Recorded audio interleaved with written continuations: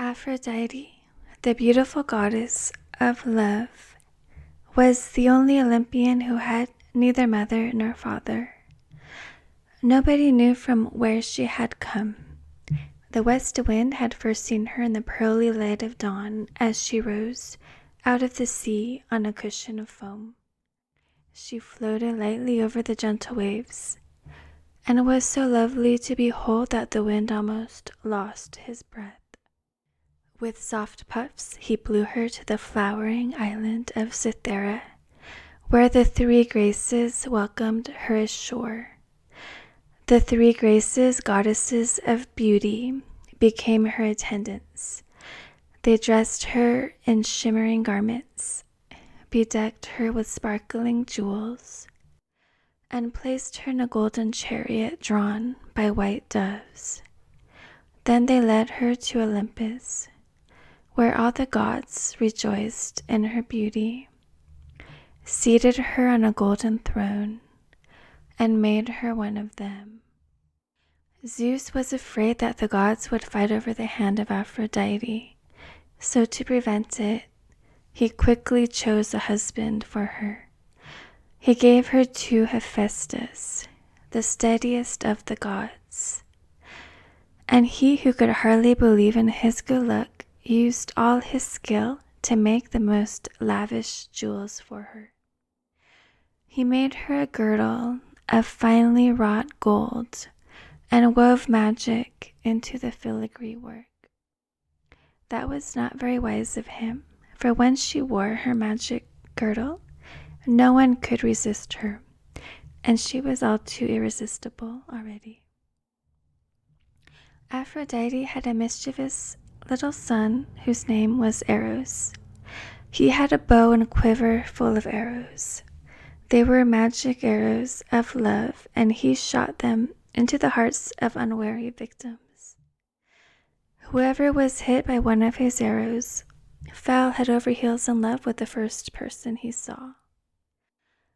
Once a year, Aphrodite returns to Cythera and dives into the sea from whence she had come. Sparkling and young, she rises from the water, as dewy and fresh as on the day when she was first seen.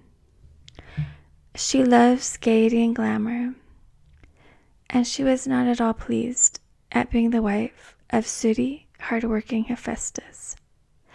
She would rather have had his brother Ares for her husband. Hephaestus, the god of smiths and fire, was the son of Zeus and Hera. He was a hard-working, peace-loving god, and was very fond of his mother. Often he tried to soothe her temper with gentle words. Once he had even dared to step between his quarreling parents. He sided with Hera, and that made Zeus so angry that he seized his son by the legs and flung him out of Olympus. For a whole day, Hephaestus hurtled through the air. In the evening he fell on the island of Lemnos, with a thump so hard that the island shook. Thetis, a gentle sea goddess, found him all broken and bruised. She bound his wounds and nursed him back to health. Zeus forgave him, and Hephaestus returned to Olympus. But ever after he walked like a flickering flame. His body was big and strong, and his hands were wonderfully skilled. But his weak legs could not support him for long.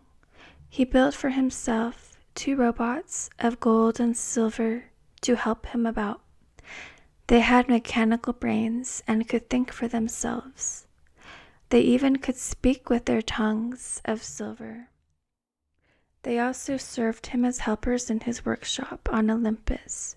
It was there that Hephaestus made the 12 golden thrones of the gods and their marvelous weapons, chariots, and jewels. He also had forges inside volcanoes on earth. His helpers there were the one-eyed Cyclopses. They worked his bellows and swung his heavy hammers. When Hephaestus was at work, The din of the hammers could be heard for miles, and sparks flew out of the tops of the mountains. All the Olympian gods were fond of Hephaestus and often went to his forge to admire his work. When Aphrodite, his lovely wife, came to his workshop to look at the jewels he was fashioning for her, she daintily lifted her trailing garments out of the soot. Ares, god of war, was tall and handsome, but vain, and as cruel as his brother Hephaestus was kind. Ares, the spirit of strife, was his constant companion.